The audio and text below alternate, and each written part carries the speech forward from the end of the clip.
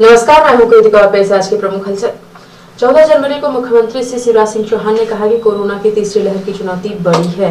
प्रदेश में संक्रमण तेजी से फैल रहा है, लेकिन जन सहयोग से कोरोना संकट का मुकाबला करेंगे और इससे जीतेंगे। हमने कोरोना से लड़ने की हर जिले में तैयारी कर ली है। हमें घबराने की आवश्यकता नहीं, सजग होकर कोरोना संकट से लड़ने का प्रयास करना है। उक्त बातें मुख्यमंत्री श्री चौहान द्वारा वीडियो कॉन्फ्रेंसिंग के माध्यम से आपदा प्रबंधन दल के सदस्यों से संवाद के दौरान कही गई। मुख्यमंत्री ने कहा कि बड़े मेले और अधिक संख्या वाले आयोजन पर प्रदेश भर में प्रतिबंध रहेगा। किसी हॉल के अंदर कोई प्रशिक्षण अथवा अन्य कोई कार्यक्रम होता है तो हॉल की क्षमता के 50% व्यक्ति ही शामिल हो सकते हैं। प्रदेश के सभी स्कूल 31 जनवरी तक बंद रहेंगे। इसके बाद कोरोना की स्थिति के अनुसार निर्णय लिया जाएगा। खुले में आयोजित होने वाले कार्यक्रमों में 250 से अधिक व्यक्तियों के शामिल होने की अनुमति नहीं होगी। प्री बोर्ड की परीक्षाएं घर से ही होंगी। खेल प्रतियोगिताएं दर्शकों के बिना आयोजित करें। मुख्यमंत्री ने कहा कि कोरोना का संक्रमण तेजी से बढ़ रहा है। सार्वजनिक स्थल पर मास्क का उपयोग अनिवार्य करें। जनप्रतिनिधि तथा सामाजिक संगठन भी लोगों को जागरूक करें। इस अवसर पर कलेक्टर श्री मुजीबुर रहमान खान, पुलिस अधीक्षक श्री पंकज कुमावत, अपर collector Shri BK Pandey, CMHO doctor Ajay Gupta सहित क्राइसिस मैनेजमेंट कमेटी के सदस्य श्री सुरेश सिंह चौहान, श्री रमेश अग्रहरी, श्री फूला गुप्ता, श्री कमल कामता, डॉक्टर अनुरूप मिश्रा, संबंधित विभागीय अधिकारी उपस्थित रहे। एक तरफ मध्य प्रदेश के मुख्यमंत्री शिवराज सिंह चौहान वीडियो कॉन्फ्रेंसिंग से कोरोना वायरस से लड़ने के तरीके बता रहे थे, मेलों को बंद करने की बात कर रहे थे। वहीं दूसरी तरफ सीधी शहर के चंद किलोमीटर दूर स्थित सोन नदी गौघाट नदी पर मेला तो नहीं लगा, लेकिन 20,000 जनता का हुजूम नदी में मकर संक्रांति स्नान करने उमड़ पड़ा। वह भी कोरोना गाइडलाइन की धज्जियां उड़ाते हुए, और इस दौरान मौके पर मौजूद जिला प्रशासन और पुलिस प्रशासन के लोग आस्था का सम्मान करते दिखाई दिए। उन्होंने गाइडलाइन की धज्जियों को उड़ते हुए देखते भी अपनी आंखें फेर ली। सूर्य आराधना के पर्व मकर संक्रांति की हम सबसे पहले अपने दर्शकों को बहुत बहुत शुभकामनाएं देते हैं। अब हम आपको दिखाना चाहेंगे कि सूर्य आराधना के पर्व पर लोग किस तरह अपनी आस्था के साथ पवित्र नदी सोन में स्नान करने आए हैं। ये जो नज़ारा आप देख रहे हैं, ये सीधी शहर से चंद किलोमीटर दूर स्थित गौघाट सोन नदी का है। यहाँ पर आपकी जहाँ तक नज़र जाएगी लोग ही लोग नज़र आएंगे। ये हजारों की भीड़ यहाँ पर सोन नदी में स्नान करने आई हुई है। पूरे देश में एक तरफ जहां कोरोना का खतरा सर उठा के खड़ा है, देश भर में 2 लाख से ऊपर मरीज कोरोना के मिल रहे हैं। सीधी ज़िले में भी अब तक कोरोना के 20 एक्टिव मरीज सामने आ चुके हैं और केंद्र सरकार, राज्य सरकार और जिला प्रशासन की जारी गाइडलाइन के अनुसार सोन नदी के किनारे मेले नहीं लगने चाहिए। मेले तो नहीं लगे हैं, लेकिन लोगों को जिला प्रशासन और पुलिस प्रशासन स्नान के लिए नहीं रोक पाया और नतीजा आपके सामने है। हजारों की भीड़ बिना किसी गाइडलाइन का पालन करते हुए सोन नदी में स्नान कर रही है। ये तो सिर्फ ट्रेलर है, अभी पिक्चर हम आपको आगे चलकर दिखाते हैं।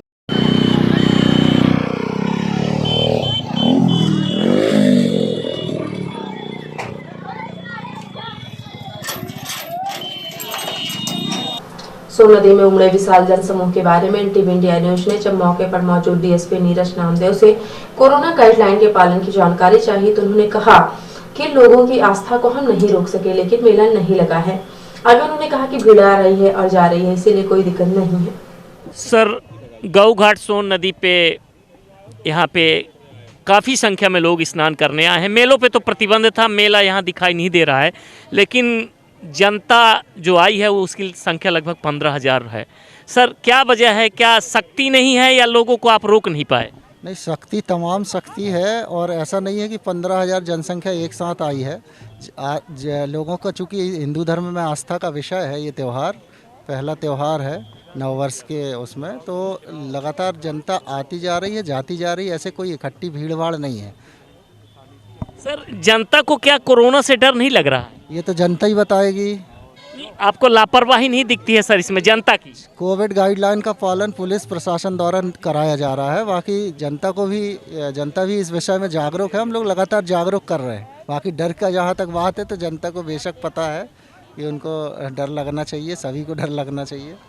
सोन नदी का हाल जानने देखने के बाद एनटीवी इंडिया न्यूज शहर में गांधी चौक पर पहुंचा तो वहां पर खिलौना बाजार छोटा मेला लगा हुआ था, जिसमें हजारों की संख्या में लोग अपने बच्चों को बिना मास्क, बिना सोशल डिस्टेंसिंग के खिलौने और गन्ने खरीद रहे थे।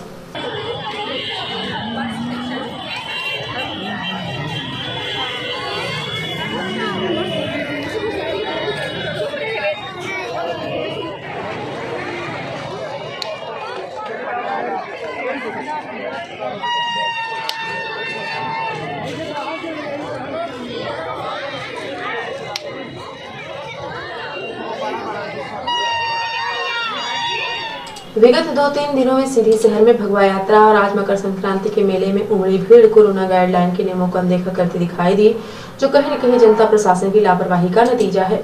किसी न किसी को तो नियमों के लिए पाबंद होना पड़ेगा, वरना आने वाले कुछ ही दिनों में इसका खामियाजा बेगुनाह लोगों को भोगना पड़ेगा। विगत दिनों जिला कोतवाली थाना अंतर्गत ग्राम कुकुड़ीछर में युवती की संदिग्ध अवस्था में मिली लाश को लेकर परिजनों और सर्व समाज द्वारा उसकी हत्या की आशंका जताते हुए लगातार धरना प्रदर्शन किए जा रहे थे। उक्त मामले की सघन जांच करते हुए उक्त मामले का पुलिस ने पटाक्षेप कर दिया है। पुलिस अधीक्षक पंकज कुमावत के निर्देशन, अतिरिक्त पुलिस अधीक्षक अंजुलिका पटले के मार्गदर्शन में कोतवाली पुलिस ने बहुचर्चित कुकुड़ीछर मामले का खुलासा किया है। बताया गया कि दिनांक 4/1/2022 को कुकुड़ीछर निवासी एक किशोरी शाम लगभग 7 बजे घर से लापता हो गई थी, जिस पर परिजनों की शिकायत पर कोतवाली में गुम इंसान पंजीबद्ध कर किशोरी की पता तलाश शुरू की गई थी। पुलिस के जांच के दौरान ही दिनांक 7/1/2022 को किशोरी की लाश अपने घर के ही पीछे कुएं में तैरते मिली, जिस पर सूचना प्राप्त होते ही कोतवाली पुलिस द्वारा मौके पर पहुंचकर किशोरी के शव का पंचनामा कर पोस्टमार्टम कराया गया। जांच के दौरान मिले साक्ष्यों के आधार पर कोतवाली पुलिस ने संदिग्ध सजीव पिताराम सजीवन साकेत 23 वर्ष निवासी कुकुड़ीछर को गिरफ्तार किया एवं उससे पूछताछ की गई। पूछताछ के दौरान आरोपी ने अपना जुर्म स्वीकार किया, जिसके पश्चात आरोपी के विरुद्ध अपराध क्रमांक 21/2022 धारा 306 IPC पंजीबद्ध कर गिरफ्तार करते हुए माननीय न्यायालय के समक्ष प्रस्तुत किया, जिसे जेल वारंट प्राप्त होने पर जिला जेल सीधी दाखिल कराया गया है तथा मामले के अन्य पहलुओं की जाँच अभी भी जारी है। मुख्यमंत्री श्री शिवराज सिंह चौहान के निर्देशानुसार सांसद श्रीमती रिधि पाठक तथा कलेक्टर श्री मुजीबुर रहमान खान सहित जिला स्तरीय क्राइसिस मैनेजमेंट कमेटी के सदस्यों द्वारा कोविड संक्रमण की तीसरी लहर से सुरक्षा के लिए जिला चिकित्सालय में की गई व्यवस्थाओं का अवलोकन किया गया। समिति के सदस्यों द्वारा PICU, SDCU, ICU वार्डों को Covid command and control centre, fever clinic, CT scan centre, store room आदि का निरीक्षण अवलोकन किया गया। सांसद श्रीमती पाठक ने कहा कि प्रदेश में कोरोना संक्रमण के केसों में तेजी से बढ़ोतरी हो रही है। सीधी जिले में भी कोरोना संक्रमण के नए मामले मिल रहे हैं और यह अनुमान है कि केसों में और अधिक वृद्धि भी हो सकती है। सांसद ने कहा कि कोविड संक्रमण की पहली लहर से केंद्र सरकार एवं राज्य सरकार द्वारा स्वास्थ्य के क्षेत्र में लगातार संसाधनों की उपलब्धता सुनिश्चित की जा रही है। सीधी जिला चिकित्सालय को 2 oxygen plant, CT scan machine सहित अन्य संसाधन उपलब्ध कराए गए हैं। सांसद श्रीमती पाठक ने कहा कि इन संसाधनों का उचित रखरखाव किया जाए तथा लोगों को बेहतर से बेहतर स्वास्थ्य सेवाएं उपलब्ध कराई जाएं। सांसद श्रीमती पाठक ने कहा कि आगामी 1 माह के लिए आवश्यक दवाइयों की उपलब्धता सुनिश्चित रखें। कलेक्टर श्री खान ने Covid control and command centre को सुचारू संचालन के निर्देश दिए हैं। कलेक्टर ने कहा कि होम आइसोलेशन के सभी मरीजों के स्वास्थ्य की सतत निगरानी रखी जाए, उनके सतत रूप से संपर्क स्थापित किया जाए तथा आवश्यकता महसूस होने पर उन्हें तत्काल जिला चिकित्सालय में भर्ती कराया जाए। इस अवसर पर CMHO IJ Gupta, civil surgeon doctor SB Khare सहित क्राइसिस मैनेजमेंट कमेटी के सदस्य श्री सुरेश सिंह चौहान, श्री रमेश अग्रहरी, श्री कवन कामदार, डॉक्टर अनूप मिश्रा, संबंधित विभागीय अधिकारी उपस्थित रहे। रिपोर्टर हिमानी रौतेला ने बताया कि जहां पूरे देश में मकर संक्रांति का त्योहार धूमधाम से मनाया जाता था, वहीं कोरोना के नए वेरिएंट ओमिक्रॉन के चलते मकर संक्रांति का त्योहार फीका रहा। वहीं नैनीताल के प्रसिद्ध नैना देवी मंदिर में श्रद्धालुओं की संख्या सीमित ही दिखी। इस दौरान भक्तजनों ने मंदिर में महादेव का जलाभिषेक कर सुख समृद्धि की कामना की। इस दिन दान पुण्य करने की विशेष परंपरा है। हिंदू धर्म में मौजूद मान्यता है कि मकर संक्रांति पर खिचड़ी बनाने और खाने की विशेष परंपरा है। मकर संक्रांति पर दान पुण्य करने से सुख समृद्धि की प्राप्ति होती है। और एक विशेष बात, पतंग उड़ान की परंपरा त्रेता युग से चली आ रही है। यदि ध्यान से सोचा जाए तो ये परंपरा धार्मिक भावनाओं को अभिव्यक्त करने के साथ स्वास्थ्य से संबंधित भी है। हमारे वेदों में मकर संक्रांति को महापर्व का दर्जा दिया गया है। उत्तर प्रदेश और बिहार में मकर संक्रांति के दिन खिचड़ी बनाकर खाने और खिचड़ी से बने पकवान दान करने की प्रथा होने से यह पर्व खिचड़ी के नाम से प्रसिद्ध हो गया है। झारखंड और मिथिलांचल के लोगों का मानना है कि मकर संक्रांति से सूर्य का स्वरूप तिल तिल बढ़ता है, अतः वहां इसे तिल संक्रांति भी कहा जाता है। मकर संक्रांति के उपलक्ष्य में उत्तराखंड के बागेश्वर में भव्य मेले का आयोजन होता था, लेकिन ओमिक्रॉन के खतरनाक वेरिएंट की वजह से मकर संक्रांति का त्योहार उत्तराखंड में भी फीका रहा। मकर संक्रांति के उपलक्ष्य पर आज मैं नैना देवी मंदिर पर हूँ और देख सकते हैं कि आप मेरे पीछे भक्तों की संख्या सीमित है। कोरोना का असर साफ दिखाई दे रहा है और जो भक्त लोग पहुँच रहे हैं कोरोना गाइडलाइन का पालन करते हुए मंदिर में पहुँच रहे हैं। आइए मैं कुछ व्यक्ति से जानती हूँ। मैम आप कहाँ से आए हुए हैं? हम लोग देहरादून से आए हैं। बेसिकली वैसे हम नैनीताल से हैं, बट अभी हम देहरादून रहते हैं। तो मैम मकर संक्रांति के उपलक्ष्य में आज आप नैना देवी मंदिर में पहुँची हैं, आपकी क्या क्या विशेष है? मेरे को तो बहुत अच्छा लग रहा है, मुझे बहुत अच्छा लग रहा है यहाँ पहुँच के भी, और इतने शुभ अवसर पे हम यहाँ पहुँचे हैं, इसकी मुझे और ज़्यादा खुशी है। Okay, thank you. अब हम पूछेंगे यहाँ के स्थानीय निवासी है। मैं आपका नाम? मेरा नाम पुष्पा जोशी है। मैं प्रॉपर नैनीताल से ही हूँ। मैं मंदिर में वैसे तो मैं हमेशा पूजा के लिए आती रहती हूँ। मंदिर में मुझे बहुत सुकून महसूस होता है, हमेशा आती रहती हूँ। प्रॉपर नैनीताल से हूँ। आज मांगते हैं ये मकर संक्रांति के उपलक्ष्य में हमारी पहाड़ की संस्कृति है शिव जी को जल चढ़ाने की। जैसे कि आपने जाना, जो भक्त मंदिर में पहुंचे हुए हैं कोरोना गाइडलाइन का पूरा पालन करते हुए पहुंचे हुए हैं, हिमानी रौतेला। और अब पेश है प्रादेशिक हलचल। एमपी में पंचायत चुनाव पर पंचायत सरपंचों के अधिकारों पर वेट एंड वॉच, सरकार नहीं ले पाई डिसीजन, किसे दे पंचायत का संचालन। एमपी में कोरोना बेकाबू, 44 जिलों में 4755 नए केस, ठीक हुए सिर्फ 1020। सागर उज्जैन भी बड़े हॉटस्पॉट बने। एमपी में नई गाइडलाइन, सभी स्कूल हॉस्टल बंद, धार्मिक स्थल खुले रहेंगे लेकिन मेलों पर रोक। इवेंट में 250 से ज्यादा लोग नहीं जुट सके। और भोपाल में बर्थडे पार्टी में मर्डर, डांस के दौरान झगड़े में तलवारें चली, दोस्त की मदद के लिए पहुंचे युवक के सीने में चाकू होगा। और अब पेश है राष्ट्रीय हलचल। तीसरी लहर की भयावह रफ्तार, देश के 20 बड़े शहरों में संक्रमण दर 20% से ज्यादा। दिल्ली मुंबई में अगले हफ्ते पीक आने का अनुमान। भाजपा छोड़ने के बाद स्वामी प्रसाद मौर्य और धर्म सिंह सैनी सहित 8 विधायकों ने सपा का दामन थामा।